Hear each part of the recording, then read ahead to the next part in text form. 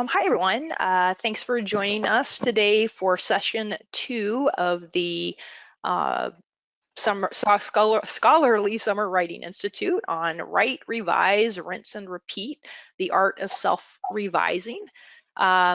So my name's Stacy Penna and I'm the QSR Community Director, and I'll basically be the moderator and just helping behind the scenes.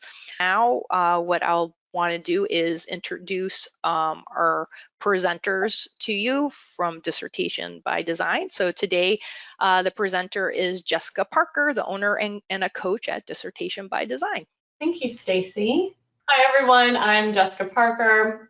Like Stacy said, I'm the founder of Dissertation by Design, and I'm really excited to speak to you today about the art of self-revising. My background, I'm a healthcare researcher. Prior to founding my business, I was a research director in Boston of several large-scale research grants at Harvard and Northeastern. And then I'm just really passionate also about bringing mindfulness into my work with graduate students. So you might notice how I'm kind of sneak that into today's presentation in certain areas. And I'm based in Raleigh, North Carolina. Great, thanks, Jessica. Mm-hmm. So first for Citavi, Jennifer Schultz will be showing us how to use Citavi for revising. Hey everyone. And then for NVivo, Laura, who's one of our certified Platinum NVivo trainers, will be showing how to use NVivo to help with your revising. Hi everyone, Laura coming to you today from the foothills of the Rocky Mountains in southern Alberta in Canada. Great, thank you both. So for today's agenda, you can see that it's going to be around talking about, which I love this term, the shitty first draft, and create a writer's vision list, how to prioritize the revision process, organization, content, and editing. So that'll be Jessica. And then Jenny will go in and show us how to use Citavi to organize your draft and revision process. And then Laura will help with NVivo and how to organize your categories with your draft. And then we'll have questions at the end, but feel free again to type in questions at any point in the question area in the GoTo webinar menu. So with that, I'm going to make Jessica our presenter so she can take it away.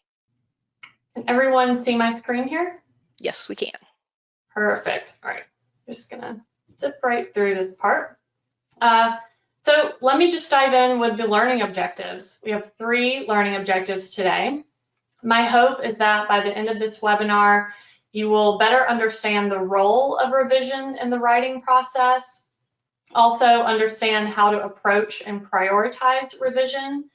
And then at the end, Jenny and Laura will help you apply these revision strategies using Citavi and NVivo.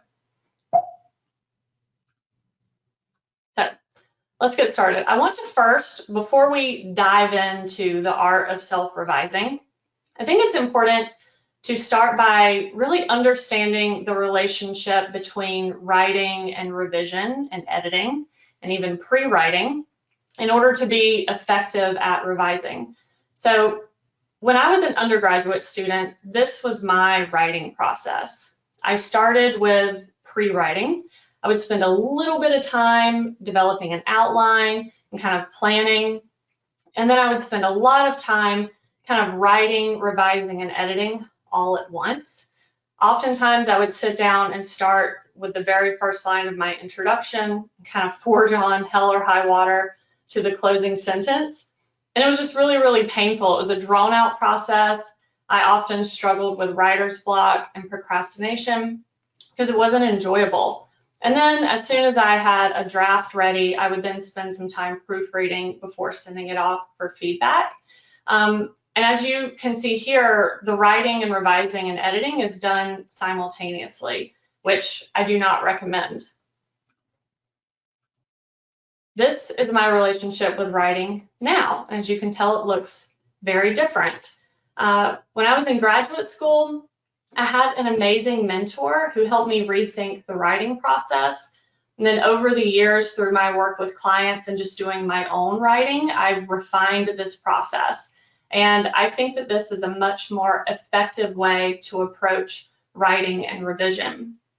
So as you can see here, if we compare these side by side, you'll see that I'm spending much more time in the pre-writing phase. I'm spending obviously a good deal of time doing the actual writing, but I'm not revising and editing as I'm writing. And then I take a break. I step away from my work for 2 or 3 days. And then I focus on revision and editing, which can take more time than the actual writing process itself. And this is iterative. So if you're drafting, if you're on your first draft, hopefully you'll have 2, 3, 4, even 5 drafts where you're going through writing and revision. And then at the bottom here, you can see in italics, this is all happening within what I call designated writing conditions. And funny enough, I never really called it that until recently, but apparently this is a term that's used that I wasn't aware of. So let's talk about what designated writing conditions are. Let's see. So first of all, I want to give credit to someone. So Erin, who was a prior member of my team, she was a creative writer and she wrote this amazing blog post for us on designated conditions. And so I'm taking that from the blog post, and throughout the presentation, you'll also notice that there's little check marks, and this is a resource. So this kind of signals a resource. So there's a link to the blog post there in case you were interested. But I want to use a quote from Erin before I kind of dive into reflection and repetition. So Erin says in her blog post, when it comes to working on a dissertation, the small choices we make about when, where, and how we write can add up pretty quickly to positively or negatively affect both our experience of writing or the writing itself. The key is harnessing the tandem powers of reflection and repetition.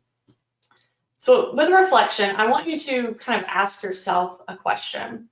What factors, whether it be time of day, location, clothing, writing medium, have often been present during my writing sessions that have allowed me to do most of my focused and productive writing? And then write down 3 or 5 factors that come to mind when you think about the last time that you were in what many people call a flow state, where you kind of lose sense of space and time. You look up and suddenly 4 hours have passed. What I started doing years ago, before I even called it designated writing conditions, is I started paying attention to those factors and conditions that were present when I got into a flow state so that I could try to repeat them as often as possible and try to recreate and recapture that flow state. So once you know your designated conditions, do your best to implement them regularly into your writing sessions, trying out different combinations as needed. And if you really commit to your designated conditions, you might be surprised at what happens to both your experience of writing and the writing itself. A sip of water here. So I thought it would be helpful to just share what my designated writing conditions are. And this has changed. When I was in grad school, I used to have to go into a coffee shop in order to get anything done. Now, especially during COVID, that wasn't possible. So a lot of people have had to make do with a home office. So my designated writing conditions for the past couple of years now are early morning. If I need to sit down and focus without any distractions, I have to do it in the morning. In my home office, where I have a desktop computer, it's really hard for me to get productive writing done on a laptop, where I have 2 screens and a clean desk that's not cluttered, because the clutter will distract me. I like to have a lamp on, no overhead light. And I know that this sounds crazy, but it's very specific. And I encourage you to get just as specific with your designated writing conditions. I also like to keep it a cool temperature with a cozy sweater on, like to be comfortable. I have coffee and water on hand. I have an oil diffuser where I'll either add in eucalyptus or citrus oil. My phone is, of course, on silent, and my email and notifications are turned off. I always begin with a clear goal. This is something that I talk to my grad students and our clients about almost every day, is setting a goal and an intention whenever you sit down to write. So you have a very clear focus. And then I love this app. It's called Focus at Will, where you kind of fill out a little survey and it chooses music, kind of background music. There's no lyrics for your personality type. And I set a timer for 60 minutes. Some people might set a 30-minute timer. Some people set a 10-minute timer. For me, I feel like I can convince myself to commit to writing for just 60 minutes if I'm having, some issues with procrastination. And then if the timer goes off and I'm miserable, then I give myself permission to walk away. But oftentimes, especially if I've recreated these conditions, when the timer goes off, I want to keep going. And so I encourage you to kind of take some time after today's webinar and reflect. Think about the last time you were in a flow state and you were highly productive when you were writing, and just kind of reflect, what were the factors and conditions that were present when that happened, and see if it's possible to recreate that in a space that you know that you can have access to frequently when you're writing. All right, so before we dive in to start talking about pre-writing and writing and revision, I want to do a quick poll. I want to hear from you. How often do you pre-write or plan and outline before you begin writing? Always, sometimes, never? Go ahead and complete that poll for me. Stacy's going to pop it up. Interesting. 32% always pre-write, 56% sometimes, 12% never. Okay, so hopefully by the end of the first half of this webinar, I've convinced all of you to begin pre-writing. So let's talk about pre-writing and see if I can convince all of you to go into that always category when you're writing. So the reason I'm talking about pre-writing instead of just immediately honing in on revision is because it's really difficult to compartmentalize the writing process. I know a lot of people tend to think about these as very separate actions or practices, but they really all work together.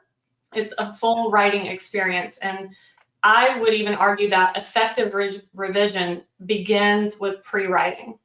And I'm sure many of you are familiar with what pre-writing is. It's all about planning and outlining. And my pre-writing process involves developing a detailed outline with many, many headings. I'm going to show you an example in a moment.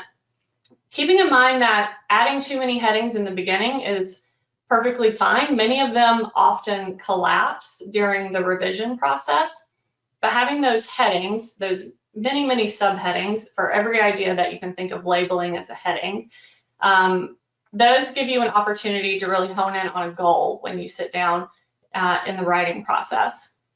And under each heading, go ahead and write down the main idea you want to communicate in that section of writing.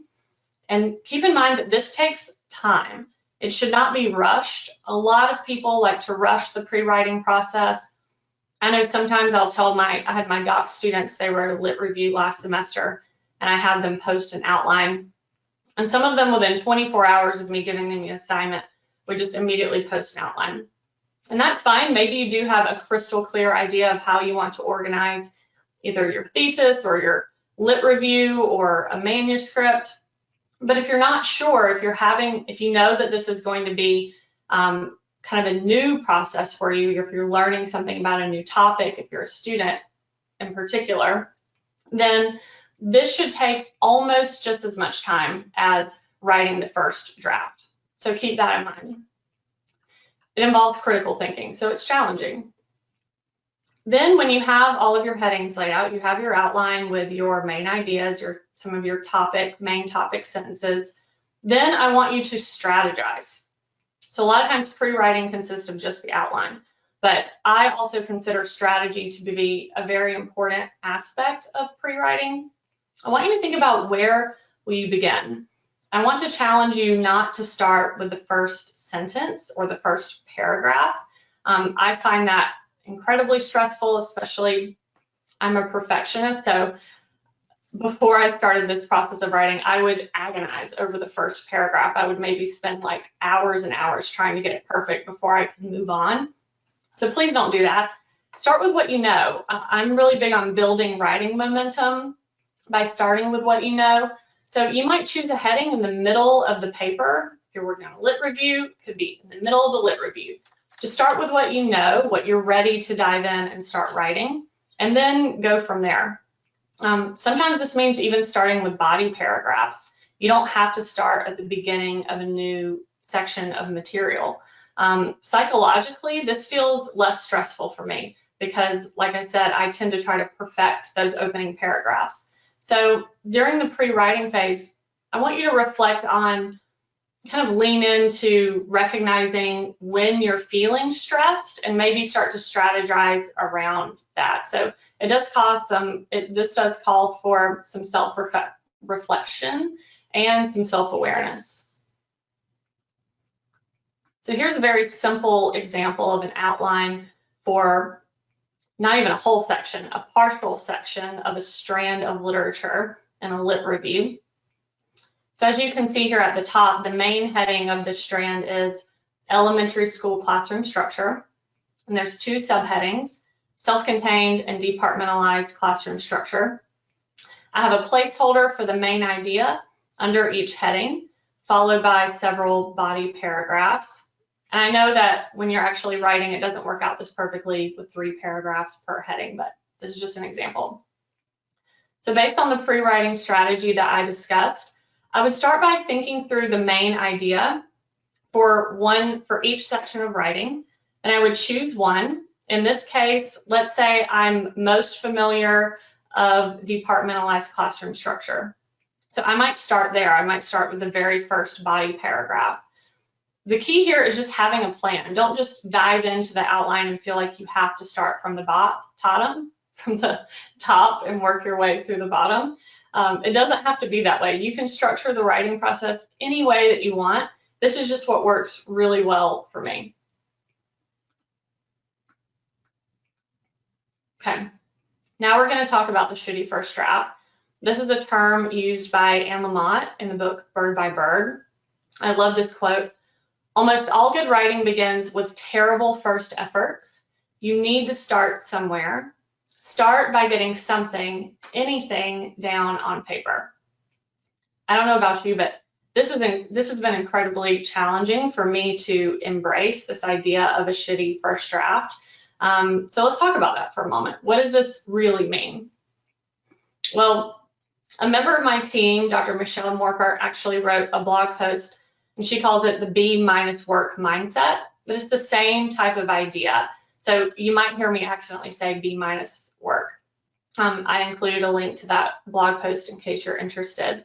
So when we talk about writing a shitty first draft, going back to my strategy in pre-writing, I'm tackling one section of writing at a time. And the goal here is just to get your thoughts and ideas on paper. You have to actively resist the urge to correct grammatical errors and typos, to perfect every sentence, to have these beautiful transition sentences. The goal is just to get your ideas on paper, and I love to do this through bulleted lists instead of writing full paragraphs, especially if you're prone to procrastinating. Psychologically, the idea of sitting down and thinking, I'm just going to create a list versus I'm writing can be extremely helpful. So I encourage you to maybe reframe your thinking, accept this idea that the first draft you create is going to be terrible, but that's okay because no one else is going to read it except you. And it takes the pressure off. It really speeds up the writing process. And it kind of delays that dread that tends to happen, especially for me. But I mean, so many people that I talk to who are even seasoned scholars and they're writing manuscripts, it's still hard to force ourselves to sit down and write. So embrace this idea of the shitty first draft. And I also encourage you to read Anne Lamott's book, Bird by Bird, if you haven't, because the way she frames this shitty first draft is just incredibly helpful. Here's an example of, sorry, my mouth is dry, of a shitty first draft that it's actually just a very small portion of a lit review. I went back through my old drafts when I was writing my dissertation and I found this. As you can see here, these are bulleted lists. There's no transitions. There's no paragraphs. This is what it looks like when I sit down and just start drafting, getting my ideas on paper. I often do go ahead and add in citations and that is easier if you're using a reference management software such as Citavi, which Jenny will talk to you about today. But this feels a lot easier to me than sitting down and thinking, I have to write this perfect paper. So I encourage you to do something similar.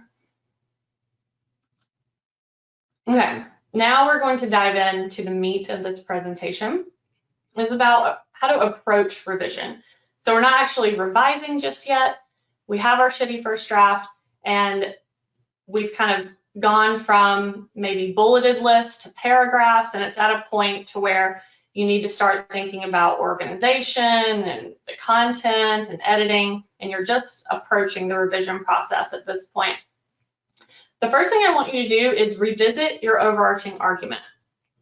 At some point, you created either a paragraph or a page, depending on what you're writing, a concise depiction of the problem you're planning to address through your research, and that is essentially your overarching argument. So for doc students, this could be your problem statement.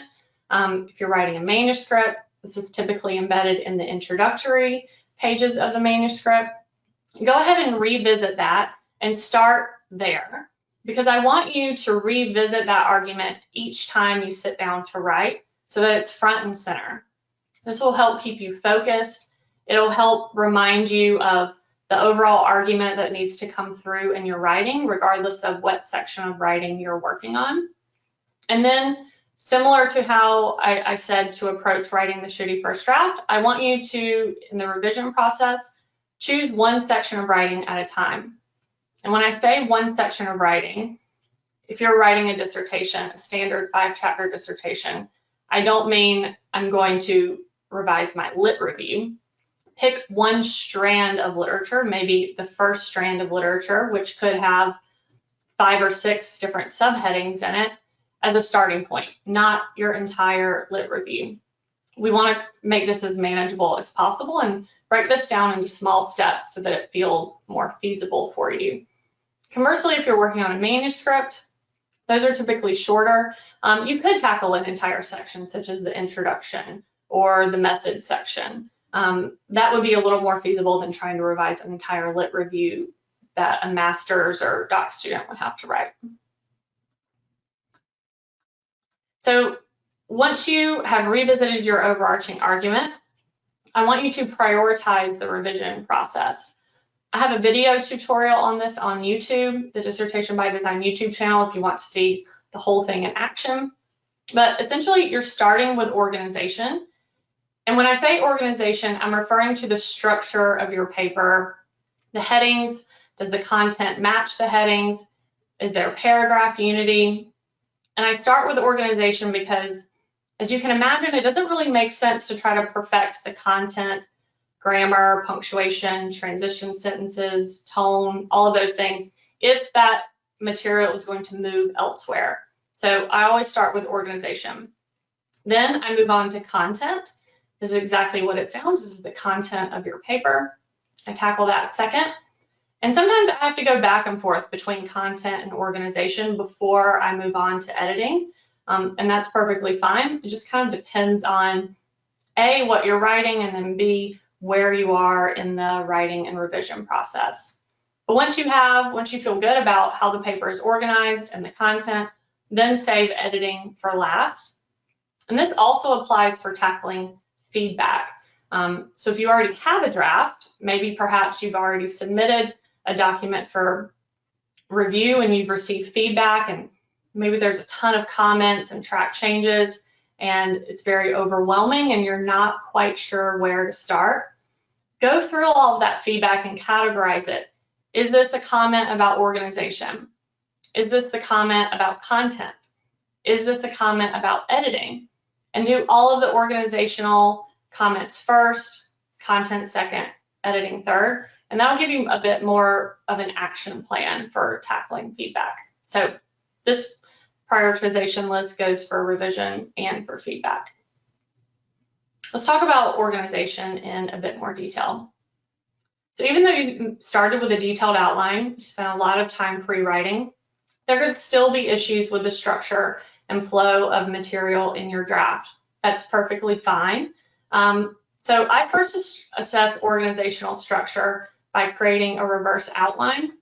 And the Writing Center at UNC Chapel Hill has a helpful resource on how to create a reverse outline. You can also Google reverse outline if you're not familiar. There's a lot of resources out there.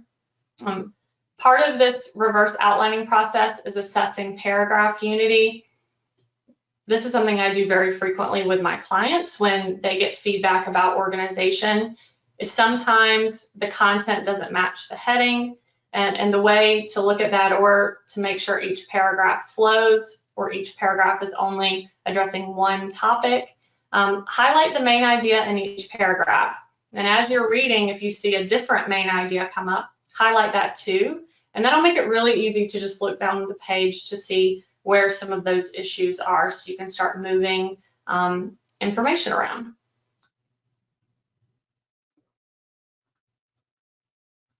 So now that you've kind of put everything in its right place, it's time to revise for content. I actually find this to be the most challenging revision category, because at this point you're probably extremely close to the material, and it might not be obvious what content is missing or needs to be expanded upon or even is irrelevant. Sometimes you just have to wait until you get feedback from either a subject matter expert or a member of your committee or even a reviewer. Hopefully, if you're submitting to a journal, maybe you're working with a research team so you can get their thoughts on the content. The easiest actionable item on this list is figuring out if the content is aligned. So if you're not sure if something is missing or needs to be expanded upon, or if it's irrelevant, I do think you can immediately start thinking about alignment of the content. And this is what I mean here. So this is an alignment table, and I use this, I feel like, almost every day with either my students or my clients. In this example, I've copied and pasted some research questions and a purpose statement from a proposal into this table. So if I receive a proposal from someone, I'm immediately copying and pasting into an alignment table to see if the content is aligned. As you can see here in the notes column, I have the variables that I've underlined in the research questions and the purpose statement bulleted out, so it's really easy to compare them. The research questions have these very clear 3 variables that are being investigated. But as you can see in this example, the purpose statement, these variables are slightly different than the research questions. And when you look at it in a table like this, it makes it really obvious where there are issues with alignment. And as many of you know, if you've been working on a manuscript or you're writing a dissertation, when you're in the thick of the writing process, sometimes we get confused. We start to bring in similar or linked terms and throw them into our purpose statement. We often tend to have many different types of purpose statements. We'll have the purpose statement near the research questions, but then we'll also in other areas say the aim of this study, the objective of this study, the goal of this study. Those are all different types of purpose statements. And when you use different words, it's confusing to the reader. And if the words are not in alignment with other components of the research, such as the methodology, the research design, even the study population, it's really confusing for your reader. So in this instance, the student who submitted this proposal, the way they were operationalizing student achievement was with student math scores, which was in their methods chapter. But student math scores snuck into the purpose statement on the first page. And even though it's not wrong, it's confusing when the research question says student achievement. Similarly, in the lit review, this client was writing about the connection between student engagement and different classroom structures and student achievement. So student engagement kind of snuck into one of the purpose statements. Again, it can be confusing. So use a table like this to kind of pull out these core components, of your research to assess whether or not there's alignment, if everything is matching up. I have another quick example here using key concepts from a problem statement. As you can see here at first glance, elementary school classroom structure, self-contained, departmentalized, and student achievement. These are in alignment with the research questions. But then this theory here, at first glance, I thought, I know the key concepts don't have to be the exact same, but it led to a more in-depth conversation with the student. But if I hadn't created this table, it might have been hard to see that. Same with the literature review themes. When I pulled out the headings and put them in a table, and this is an abbreviated version, I immediately honed in on students with disabilities. I thought, this is a study population that has not been mentioned thus far, so it's something that I needed to consider having a conversation with the student about. If I had just been reading from the top to bottom, you know, I might have been 2 hours in at that part of the lit review and might have just glossed over it. So that's why it's helpful to use a table like this to assess the alignment in your content. So I encourage you to use something very simple like this for yourself. You don't have to show it to anyone else. You can just use it to start to evaluate your own writing. Oh, it's time for another poll. Yes. 59% of you always edit while you write. 35% sometimes, 6% never. Okay, I really want to flip this. So hopefully I can convince you by the end of this webinar to resist the urge to edit while you write, because it significantly slows down the writing process. So have that in mind. Think about the process that I showed you earlier in the presentation, where I started out editing and revising while I was writing, and it took a long time. It was extremely painful. It was not efficient. Whereas now I have trained myself over time to resist the urge to edit while I write.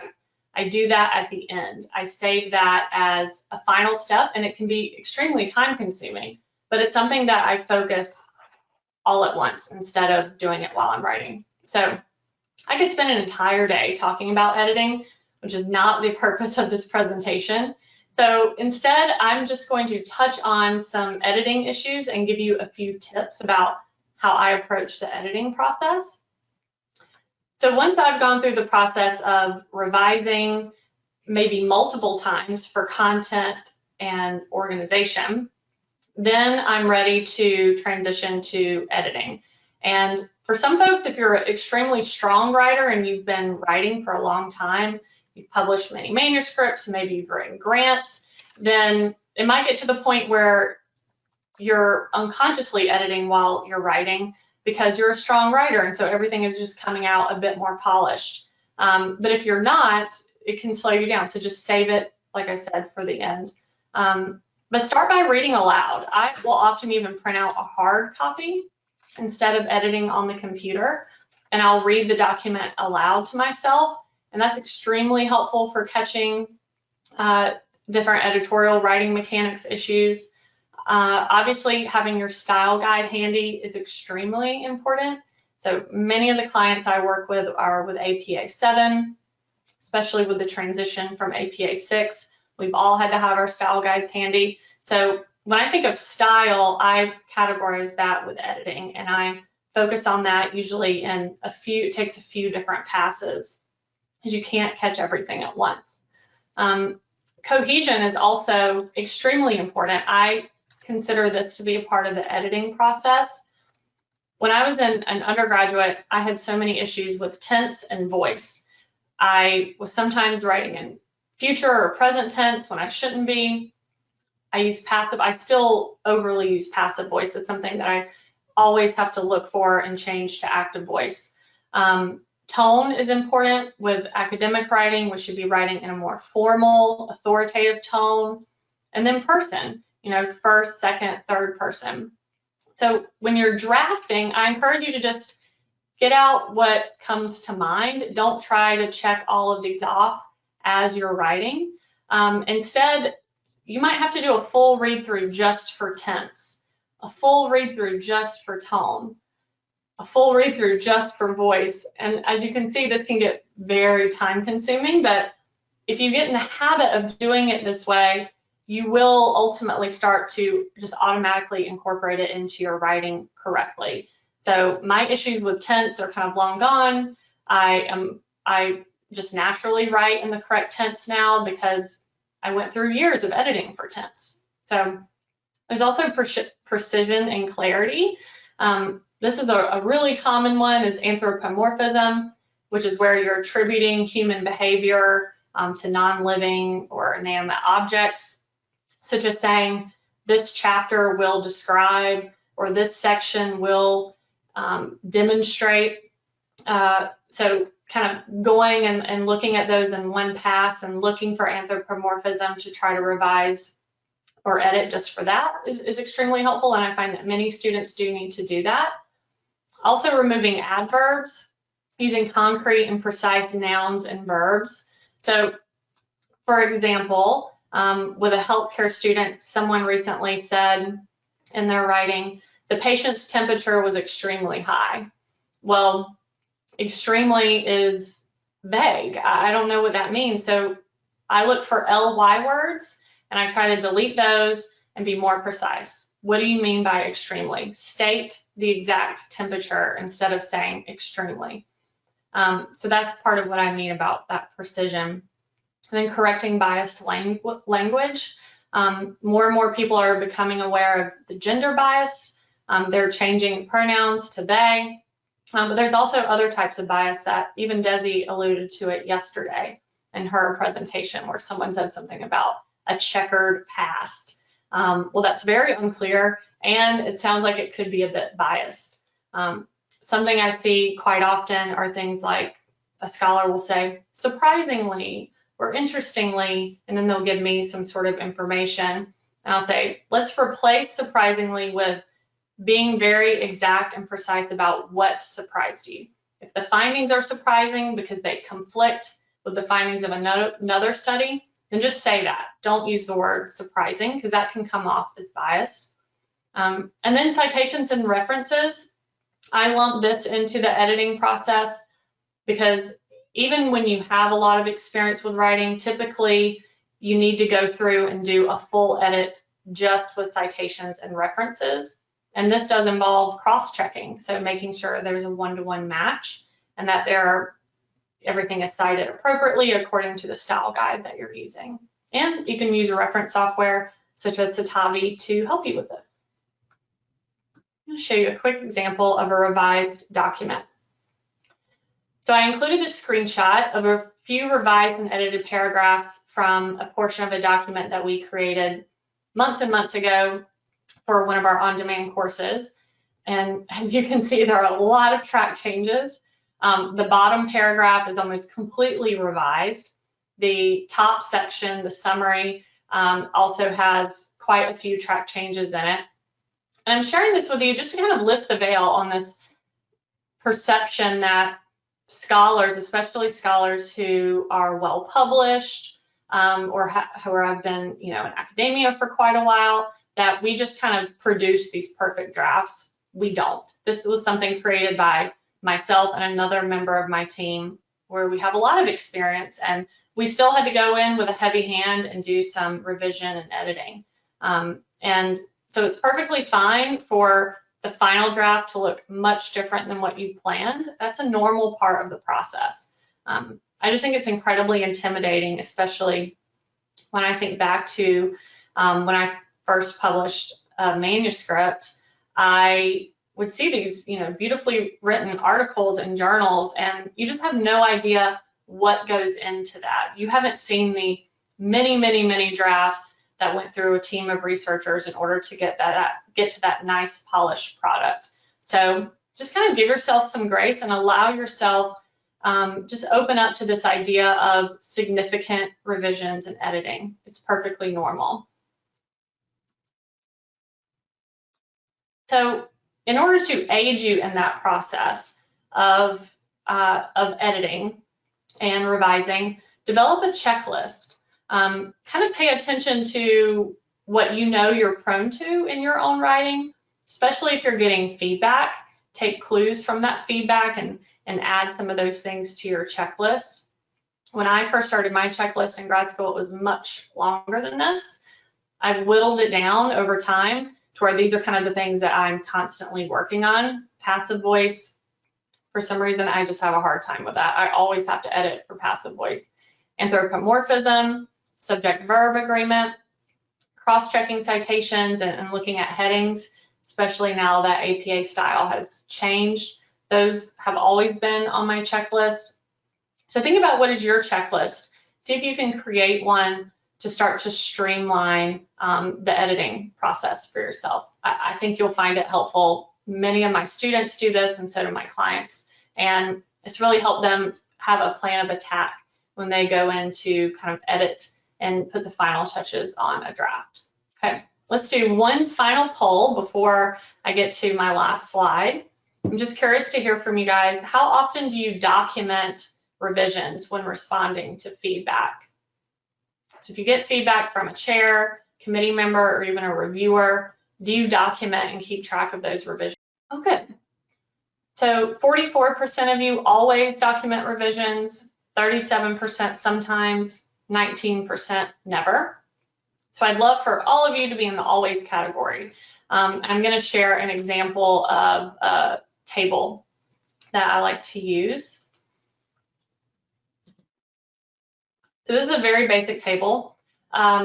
Essentially, if you're on like a final draft and the feedback you're getting is minimal, you don't need to do this.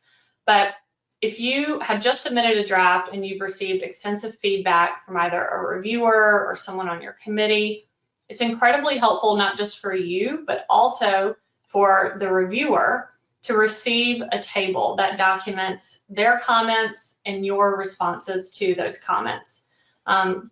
I encourage you to document the page number, even the line number, if that's possible, and add your response. Either check it off as completed, or if you're a student and you're in a learning situation, let the reviewer know what you're struggling with.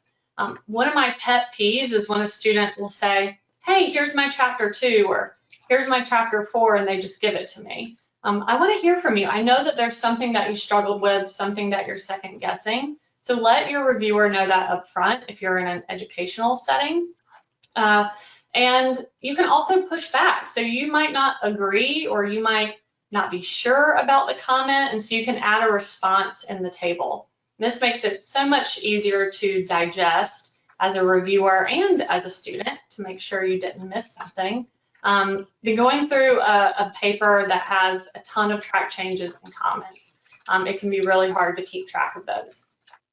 And if it's a situation where you've submitted a manuscript to a journal and you have several reviewers who've responded, create a separate table for each reviewer so you can keep those separated, and that'll make it a lot easier for your reviewers as well. Highly recommended. Almost every faculty member I talk to, and as a reviewer at a journal, we always appreciate these tables. So if you're a student, I highly recommend that you get in the habit of doing this now. And if you're currently, a professor and you're submitting articles to journals, I also encourage you to use this when you're responding to your reviewers. Whew, that was a lot of information that I just threw at you. I hope you found this presentation helpful. When in the handout that Stacy shared with you, there are links to some of the resources. I encourage you to check those out. And of course, if you have any questions or you need support, feel free to reach out to me or my team at Dissertation by Design. Now I'm going to hand it over to Jenny and Laura to do the NVivo and Citavi demonstration. So what I'm going to talk about now is Citavi, and my focus will be on using it as a pre-writing tool and using Citavi to help you build some writing momentum. And we'll look at revision a little bit as well, but the focus will be more on those kind of first steps of the writing process.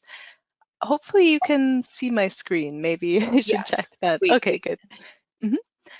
So here, this looks pretty empty, and that's because this is a pretty new research project that I've started. So I'm looking at the relationship between boredom and creativity during periods of quarantine. And I've just set up a really simple outline for myself to start. This doesn't need to be final by any means. It's just kind of what you know is going to go into your paper. And then, maybe you've already started doing a little bit of reading and you have some studies and, you have a few different studies from different places, and that's going to be a focus in your paper.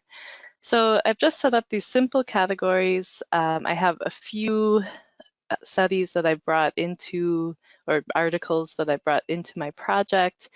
And now, if I wanted, I could also add those articles to the categories just to keep things nice and organized. And for example, this one here, it's a study in China. I can just drag that into that category as well. And then when I'm going through the different articles and taking notes, I can already start thinking about where something is going to go in my outline. So I'll just give you an example of that. So we'll just take a few notes from our article that we have here. And so you're going along and reading, and then you see something like this statement here, and you say, I want to save that as a direct quotation because that's a definition that I want to make sure that I have for later on. And you are prompted here to add a core statement. That just means kind of a summary of the text that you've saved. Oops. And then I would already start adding that to my category system. And I could look at that here if I didn't remember it and just check it, or you can start typing it and then just press the tab button. I know this is my study that took place in China. And then I'll just click OK. And if Citavi were able to find the page number in the metadata, it would add it automatically. But here I'll just add this first one, and then the next quotation that I save, it will remember the page I'm on and add it automatically. Okay, so we have that there. You're not going to just be adding only quotes when you're reading, just like in the session yesterday, for those who took part, you'll want to focus on paraphrasing and kind of keeping track of your own thoughts on the text. And so for that, let's just have another example. So here, for example, these are some factors that influence quarantine boredom.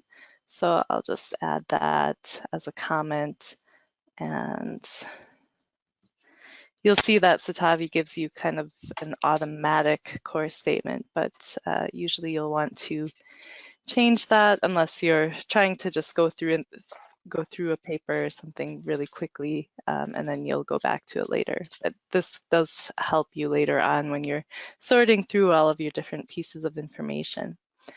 And here then I can add my comment on the text here. And so maybe I think that they left out one of the factors. So I'll just say, I'm not sure why the authors, whoops,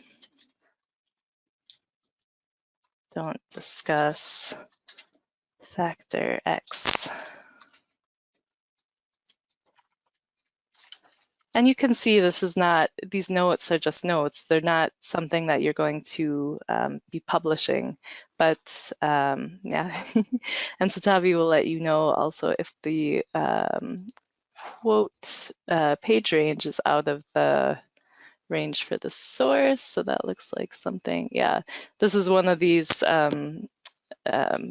open source journals, and so sometimes with adding those, the article number comes into the page range field, so just change that and update this here so that we have the right numbers. And if we go back to the quotations, so we now have this comment we made on the text, we have this this definition looking at the difference between the two types of boredom. We could add maybe one more thing. Let's find an image. So let's just use the image tool, and let's say that this is important to what we want to say about the two different types of creativity and how the study measured them. And I can change this caption here. as I want it to be. And then this later would appear as the caption in my Word document when I'm writing, if I wanted to include this image. Okay, and I can add that as well to a category. So I'll add that there. If you forget, it's not a problem because when you go to the knowledge organizer, that's where you'll see all of these different pieces of information. So here I can look at the one that I didn't yet categorize and move that also into this area here. And when you're going through and thinking about how things fit together, you can view different items together in the preview pane. Sometimes juxtaposing these items in this way can lead to new thoughts, which you can add here. Sometimes it might cause you to think of a way that you might want to formulate the introduction to a section, and you can use the thought for that as well. So you can do a lot of pre-writing work already in Citavi, which then kind of takes the pressure off when you have to start writing. And to show you that, I'm just going to bring up our demo project, which has a lot more information in it than this project we just created. So this one is on food fraud and food quality. And if we look at the knowledge organizer here, well, this is the all view. That's not very helpful. It just looks like a big mess. So let's get into our categories here. And then you can see that you have the different items and you have them then subdivided a bit. So I'd have my section where I'm talking about how it's hard to define the terms. I have some ideas I've saved, and then I would go on and discuss some of these other definitions. All of that you can bring to Word and insert. And for those who took part yesterday, I showed you the chapters view, which you get when you insert just the outline for your paper. There is another feature in Citavi that you can use to kind of get an overview of where you are and to jumpstart the writing process. And that is this insert categories and knowledge items option, and then you would leave this checkbox checked, and we'll say all categories. And Citavi is going to put everything that you've collected and organized in your Citavi project into this Word document, and then you'll have that all at your fingertips. And sometimes we show this and students will say, well, usually undergrad students will say, oh, Citavi's just going to write my paper for me. And that's definitely an oversimplification, because if you just have pieces of information and quotes and you just string them together with a sentence or two, that's not going to make for a very good paper. So usually if I were writing, I would start with, I would just insert my outline and use this chapters view, which I'll show you in a second once it's populated all of the information in the document. And what that lets you do is it lets you see everything that you've gathered, and it's in the nice structure like you see here, and you can preview it down at the bottom, but then you can rephrase things in your own words, and you're not as, you don't already have that full quotation like here in your paper. So I think it makes for a little bit better writing flow to just kind of have everything to refer to on the left rather than having it front and center and already in your paper. But everyone's a bit different, and this can be very, very helpful if you just struggle to start writing and you look at that blank page and you're like, oh, I have no idea what to say. So when you've done some of that pre-work in Citavi and really thought about how things fit together, and then you just use these 2 clicks to put everything into your paper, you see, oh, I have quite a lot of information. And then sometimes seeing it together, you can start thinking about how things fit together a bit better than you might be able to in your project, where it's more of a hierarchical category system. You can see where you have holes. So this section here, I have no information on, and if I'm more advanced in my project, maybe I'll realize, oh, yeah, this is kind of outside the scope of what I want to talk about anyway. So this is a good tool to just give you an idea of where you're at, and maybe how you might want to revise the structure of your paper as well.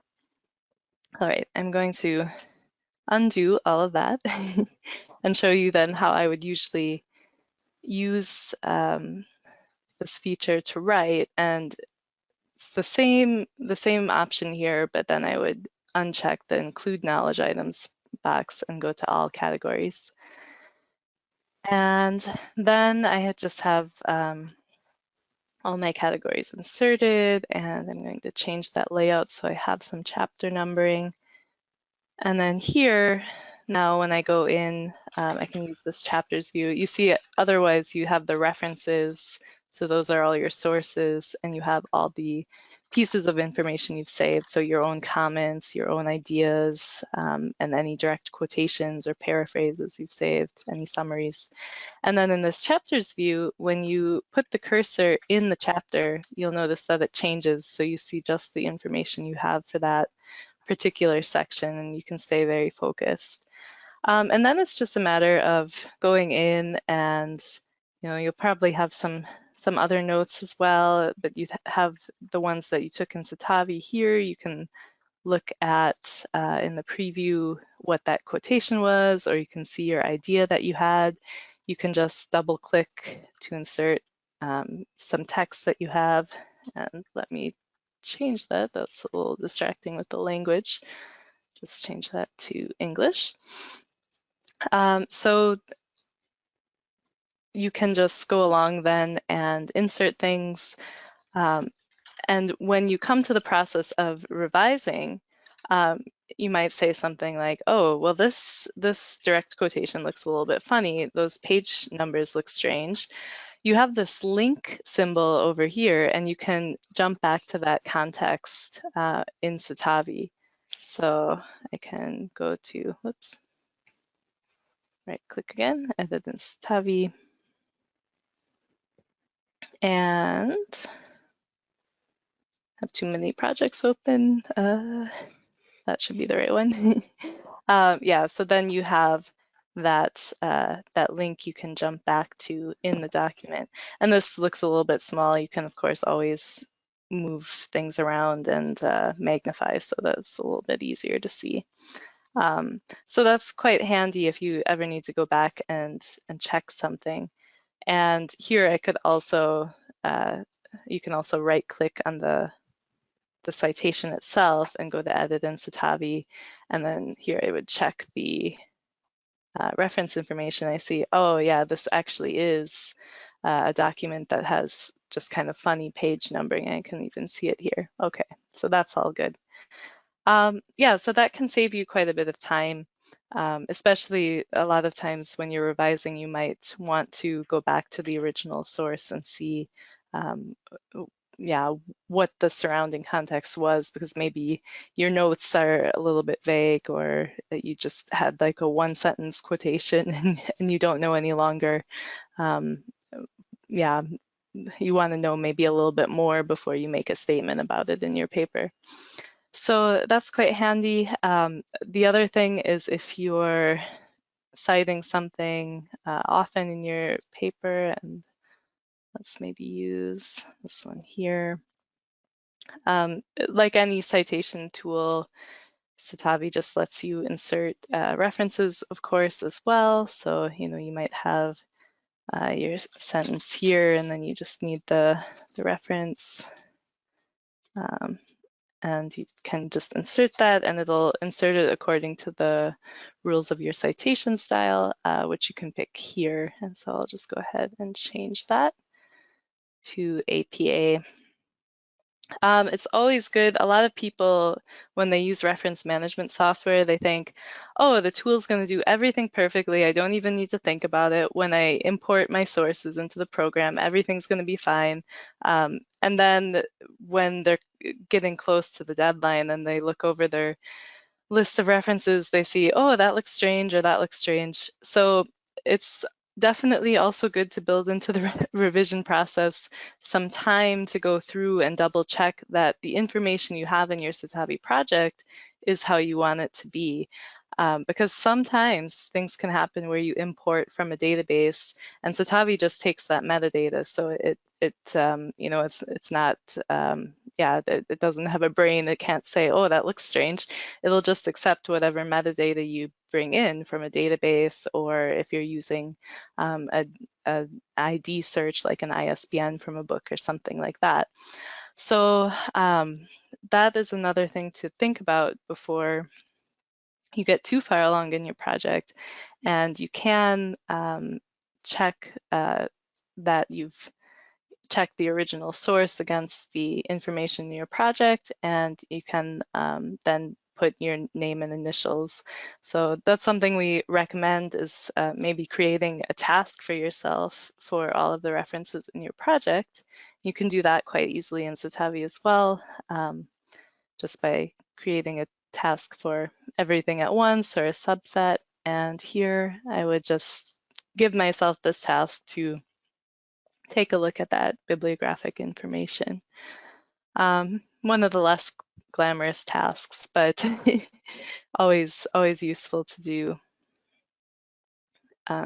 just so that you don't get any surprises at the end. And that's whatever reference management tool you're using. So if you do use something other than Citavi, yeah, just don't assume the tool is magic. Yeah, so jumping back into our document now, one thing I wanted to show you is if you need to change, for example, an author name. So let's say we cite Opara a few times. I'll cite them also in a different format here. So we'll use that format and start the sentence with them. As shown X, Y, Z.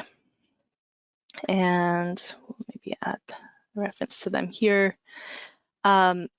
So let's say that you realize at some point, oh, that year is wrong for that article. I don't know what I was thinking. I totally screwed that up. And you know, these three references we have to this one paper, that's just across 2 pages. But what if you have a 100-page document or a 200-page document and would need to go through? I mean, you can use the find and replace in Word, of course. But yeah, this just kind of makes it a little bit easier to update everything all at once. So you can go back into Citavi and then edit your study. And so here I have my one that I was looking at. And let's say that I realized that year was wrong. So just make sure that that saves before jumping back in. That automatically updates then all over and also in your bibliography at the end. So that's just a very quick overview of how Citavi can help you. Of course, the revision process, you'll do a lot of the things that Jessica showed you, just like in any other Word document, you know, any other paper. But Citavi can really help with those pre-writing steps. And then it also just helps you keep everything very consistent throughout, since you're always inserting the citations through the program. So there's less of an option for error on your part. Yeah, and you can also always at the end, because these are fields that are linked up with your Citavi project, if you need to submit to a journal that doesn't want that, that's quite easy to change. You just go to convert, and then you can save a copy of your document as static text. And any kind of final last minute things where you don't want to be jumping back into your project, you can change in that as well. So some people like editing that way as well. So that's that's about it from me then. A very quick overview. And if you have any questions, just ask them in the question section, and I'll try to get to all of them. Great, thank you, Jenny. Hello, everyone, and looking forward to showing you how we might be able to bring these things together in NVivo, thinking about how you're going to do your revisions and your alignment from your literature, and also your from your data analysis. So Stacy, can you confirm you're seeing NVivo now? Yes, I am. Great, thanks so much. So one of the things that I wanted to show you is that NVivo has a sample project built into it, and I like to use that for the demonstrations because this is something that you can come back to, play around with, think about how they did this in the sample project, and whether or not you might want to do similar things yourself. Today I'm going to use the Environmental Change Down East project, which has been part of the NVivo samples for years and years and years. It was a real research project done for multiple purposes, including being a permanent demo with NVivo. So when we think about what Jessica was recommending, thinking about alignment of your research questions with the way you're writing, and what Jenny was saying, alignment of your categories with your literature, you know, similarly, you want to align your data structures eventually with your research questions and so on. And so one of the things that I wanted to show you in NVivo is you can align your code structure and move it around. It's very flexible, malleable, and you can have your coding structure eventually align with the writing and your research questions. So you've got everything put together in kind of an order that makes sense to you. Now, it probably won't look like that in the beginning, and that's okay, but that's what you're working towards. So I wanted to show you the coding structure that's been set up, and this environmental change project is what I would call a mature project. It's had lots of coding in it. They've been in their data for a long time and are probably getting ready to start writing up. And in this code structure, you can see that there is hierarchy. So on the blue pane on the left-hand side is the list of the folders and items that are in the project. And I'm right now in the main codes folder. And you can see if I open the plus signs, there are some subcodes, which are kind of topics of this main theme. So under, for instance, sense of community down east, I'm going to see 3 topic codes that inform that theme. One of the things I often encourage people to do when they're working in NVivo is when they're creating codes, which is the places that we put pieces of our data that belong together. So everything in our local connection code would be about local connection. And one of the things that you can do is actually include a description or something like a definition of what belongs in that code. And if you do that consistently, then it starts to act like a code book for what you have in your project.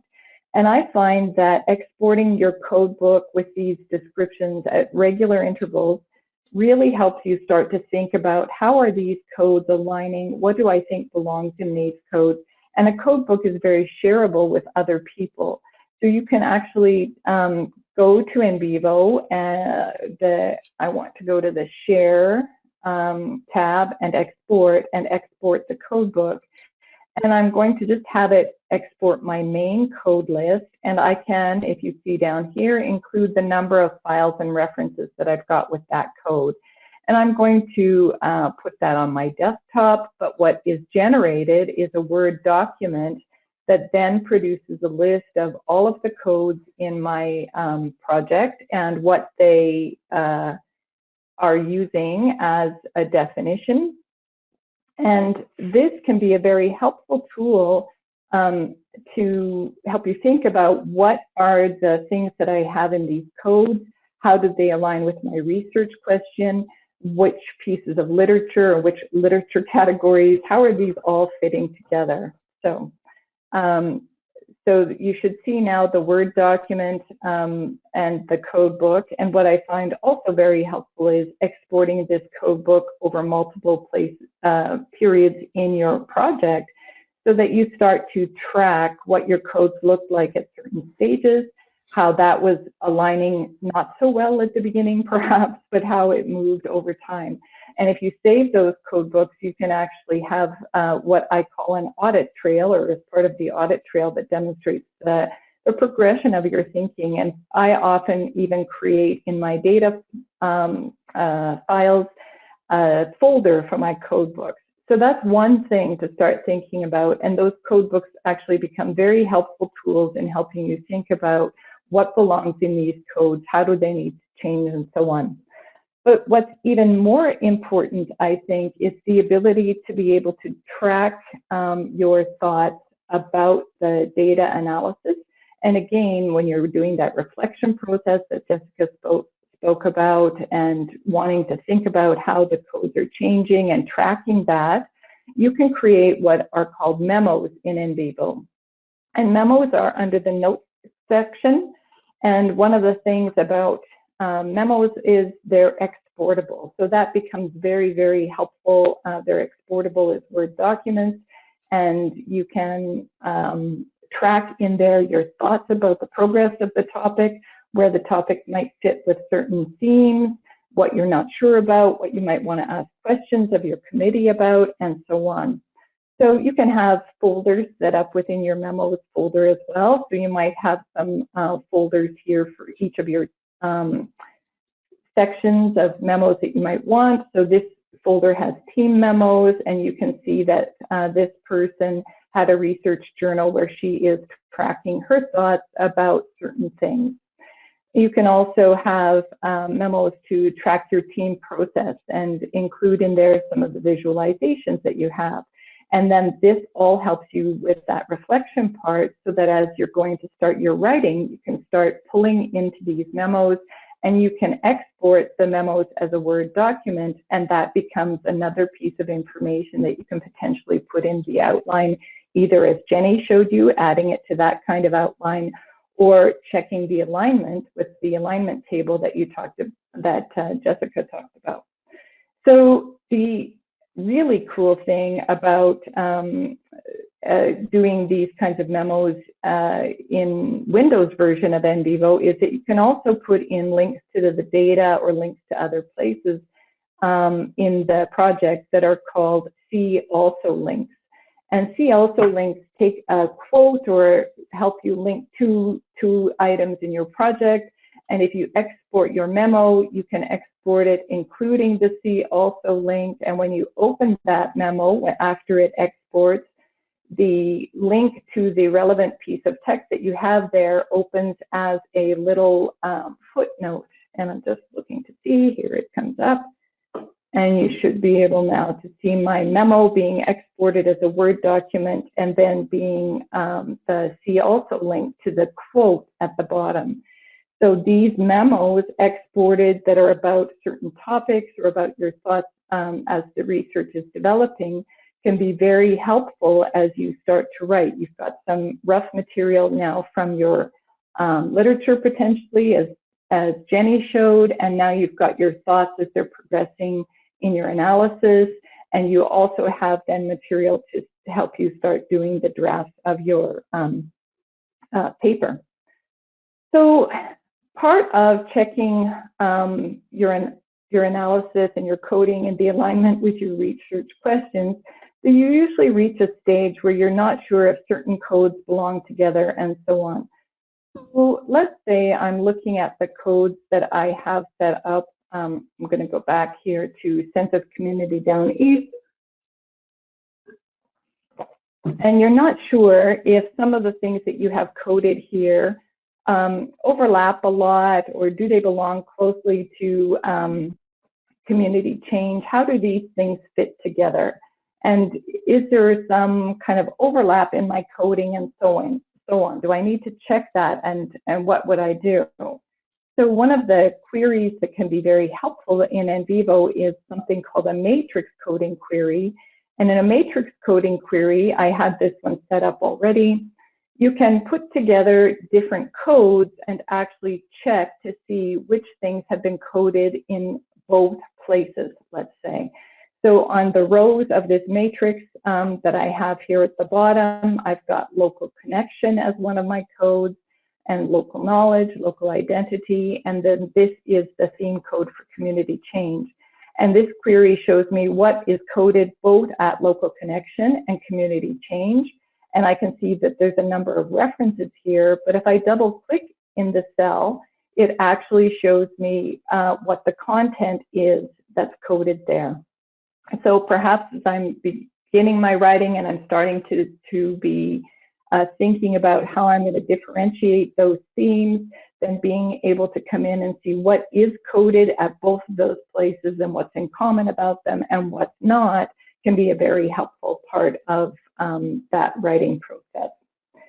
So the last thing I wanted to show you is something similar to this matrix coding query where you can start to see overlap of things. But in NVivo for Windows, you can also do a similar kind of exercise using what is called a framework matrix. And in a framework matrix, you can take information that is coded at certain cases, which is in this example, each case is actually one of the interview participants in the data. And it's taking a minute to open. There we go. What I can see here is a summary of my interviewees, and I've got it arranged by which community they live in, and then what I've actually have coded from them at that theme called sense of community. And I can summarize by each of my interviewees what has been coded there. And in this part of the matrix, I can begin to take notes and summarize what I'm thinking about what I'm seeing in this data. And this framework matrix then can be exported so you have one more kind of way of thinking about the summary of the data that you're finding about a certain theme and what you've written about it in each of your interview participants. And if I found a certain quote here that I thought was very interesting, I could potentially then link it to this piece of the note that I had done a summary for by creating a new summary link. And then this actually links that part of my thought to this piece of the data. So I hope you're starting to see then that by thinking about how your coding structure aligns with your research questions, using that alignment table, potentially adding in a similar, let's say, numbering system, and the categories that Jenny showed from Citavi, how you can bring those all together by having your coding structure match up with that kind of structure, keeping notes about it. You can link memos, for instance, to a certain code, like this theme code of sense of community down east, build your notes about the code and quotes that are relevant to it, export those as Word documents, which then give you the basis for that piece of your report.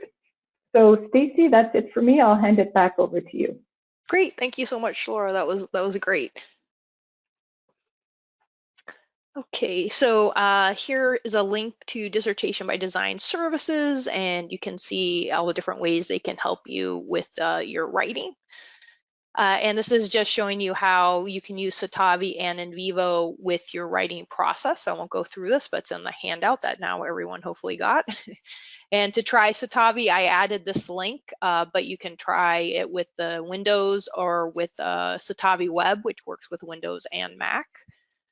And then to try NVivo, I also sent a link in the chat to get to the trial for NVivo, but this is just showing you all our different products that can help you with your research process. And here's some free resources that can help you learn NVivo, and then NVivo Academy is our courses that we offer. I'm part of the community with QSR, and so we'd love it if you want to join the community. Some upcoming events for the community, we're obviously this Writing Institute, but our virtual conference in September, and our call for abstracts are due June 30th, so we'd love it if you would want to submit your abstract and be part of the conference. And we're going to announce our early career research grant soon, which is worth $25,000 over 2 years. Right now we're looking for reviewers for that. So with that, I will just go to maybe Jessica. Do you want to take one question that you found people wanted to talk about or get an answer for? Sure. I had several wonderful questions. Let me go through really quickly and see if I can pick one. Several of you asked about anthropomorphism and passive versus active voice, and I sent you a few resources. Instead of talking about that, I just recommend that you familiarize yourself with your style guide. So APA 7 has very specific guidance about both. So if you're using a different style guide, go to that style guide to see what the requirements are. So for APA 7, for instance, they highly recommend using first person, and by doing that, it makes it a lot easier to avoid active voice and use, avoid passive voice and use active voice.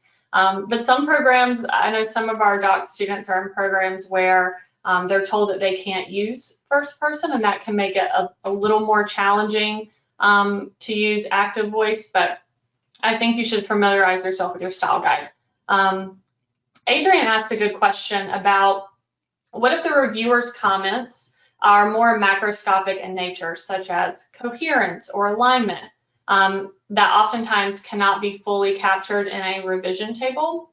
And that's a good question, because sometimes reviewers' comments are not specific to a line in a manuscript or a dissertation or a thesis. And so in that case, you might have a longer response in that response table. You might say, thank you for expressing concerns about the argument. My core argument is this. It has been clarified in this section. Or if there's a comment about organization and it's incredibly vague and you're not sure what to do, but you have an idea, you could explain your thought process behind how you reorganized the way you did. And that kind of connects to one other question that I thought was interesting. I can't find who said it, but I remembered it was, do you always have to use track changes, especially if there are significant revisions? And I have two thoughts about that. One is no. If you're doing a lot of cutting and pasting, it can make it really hard to follow everything with track changes on. So in that case, if it's really extensive, then you'll just be resubmitting a new draft anyways, and you can let the person know, if it's a chair or committee member, that you've reorganized, and they'll just have to read the whole document. But if it's in a couple of areas, then you can just turn off track changes and highlight those changes so it's easier to read instead of having, the document look, it's hard to follow when you've done a lot of cutting and pasting to follow the track changes. Yeah, that's all I have. I want to be thoughtful of our time. Great. Just want to say thanks to Jessica, Jenny, and Laura for great presentations today, and hopefully we'll see some of you tomorrow.